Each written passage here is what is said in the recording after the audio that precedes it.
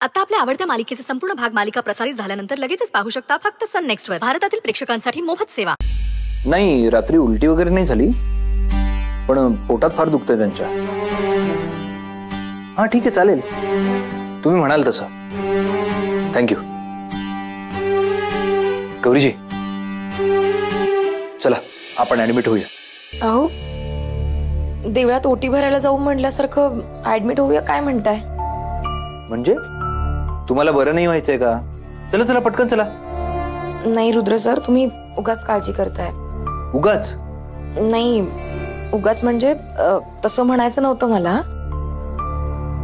तुम्ही पुरुष ना उगाच जास्त काळजी करता. उगाच राईचा पर्वत करायची सवय असते तुम्हाला. काय राईचा पर्वत? अच्छा, म्हणजे तुम्हाला म्हणायचंय आम्हाला पुरुषांना काही कळत नाही. मग नाही, ठीक आहे. अहो नाही, तसं नाही म्हणाले मी.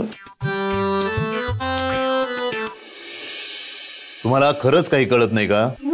का नाही आलात तुम्ही यांच्या मदतीला? आपलं घर आहे ना हे.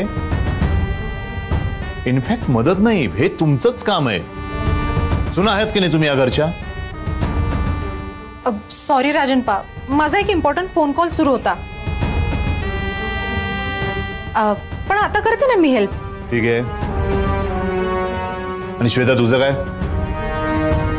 बाबा माफ करा, पण मी ह्या बाईसोबत काम नाही करू शकत.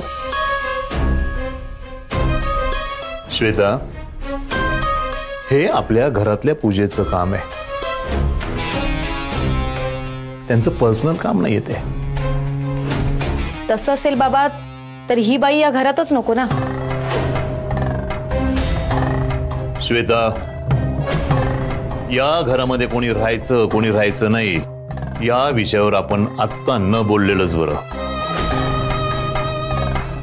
आणि श्वेता, तसंही तुझ्या नवऱ्यामुळेच ही बाई या घरात आली आहे.